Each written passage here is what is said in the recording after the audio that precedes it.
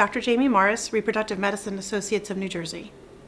My parents were very hardworking people who didn't finish college before they got married. They were young, it was too hard, it was too expensive, so they proceeded to get married and have kids and start careers, but really needed that education. So my mom went back to school when I was little and eventually got her PhD.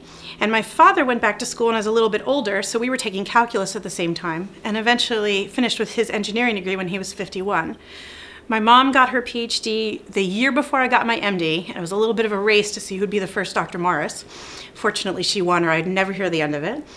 But I think my inspiration for just being a hard worker really came from them. After high school, I knew I was going to go to medical school, so I always wanted to go to Johns Hopkins. It just seemed like the right choice. Interestingly enough, my brother, who's 2 years older than me, also went to Hopkins, but I chose it first, as I like to say. But we were there together for 2 years that overlapped, so it was kind of nice. And then from there, I went to medical school at Hahnemann, which is now Drexel University. So I got to live in Philadelphia. Got to live in some interesting parts of Philadelphia and got to run up the steps of the museum and pretend I was Rocky on a daily basis, which was actually a lot of fun. Otherwise, med school was not a lot of fun.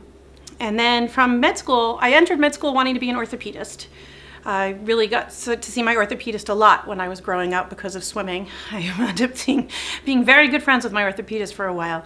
But something clicked in me and I really found that I enjoyed the OB field, that it was a good combination of lots of different things.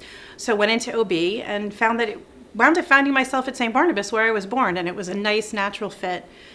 Truthfully, when I went into OB, I thought I was going to be a GYN oncologist.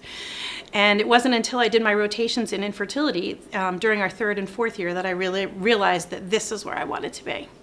I was a resident under Dr. Scott and Dr. Berg, and so when I decided to go back to do my fellowship, I guess I missed that part of my career, was that after my OB/GYN residency, I joined a really fantastic OB group and enjoyed it, but realized that there was something a little bit missing for me. I really liked the technology of the infertility field.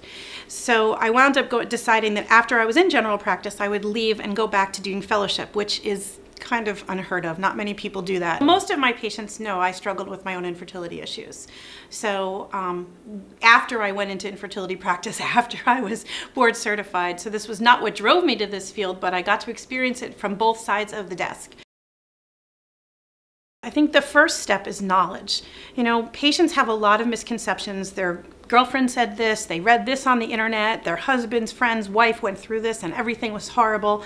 And really, when you spend 15, 20, 30 minutes with someone going through the step-by-step process and explaining that, yeah, that first day or two when you take shots, you're gonna stand there and be nervous. You're gonna look at that needle for a little while before you stick it wherever you're sticking it. But the truth of the matter is, by the 3rd or 4th day, you're gonna be a pro at it. And when you come back for your first visit, I always ask my patients when I scan them on their next visit, so how'd it go? Very rarely do I hear anything but, you know, you were right. It was terrible the first night and I'm fine by the 3rd night. And I think it's really just a matter of spending time explaining every little step to a patient, trying to get them to understand, because, you know, it's the same thing with anything. Knowledge is power. If you understand it, you won't be mystified. I think some people are afraid of twins. Some people think they want twins. I think that it's very much a mixed bag. And I think what we need to do is make sure we have technology for all those people. We need to make sure that we have the access for everybody, that we inform everyone of the risks and the benefits to both sides of 2 embryo transfer, a single embryo transfer.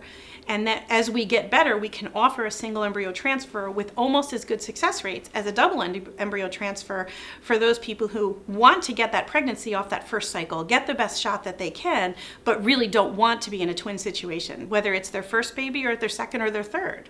I think what's on everybody's mind, and the question that they don't ask, is, am I going to have a baby? And, you know, you really wish that they would all just come out and say it, because it's like the big elephant in the room. And really, that is my job. My job is to figure out what is our expectation for you being able to have a baby. So I'd almost wish they actually would come out and ask me that, and then we can sit down and realistically talk about their age, talk about their history, talk about their blood work and their testing results and all the different pieces that come together that can actually let us start to give you a prognosis for, is that outcome going to happen? How likely is it to? How fast do we think we can get there? And how we can get there? So it's the question that everybody wants to ask, but it's never asked directly. But it's the question that we spend most of our time answering. We are very evidence-based driven.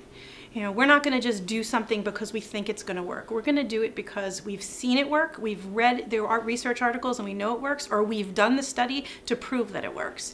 And that's very different than a lot of other places. There's still a lot of medicine that's kind of, you know, not always evidence-based driven, and not everything is, but we try very hard to make sure that we always call data, data, data. We have the reason behind what we're doing. When I was in medical school, and in residency, I had a couple of patients that I had to give them bad medicine diagnoses. And I found that the people who were told that they were having infertility or infertility issues were just as upset or more upset as patients who were having any other major medical problem. And people don't see that. They don't realize that this is a major life event. I think when you get a diagnosis or when you have a hard time getting pregnant, it's much more of a shock because you didn't know it could really happen to you.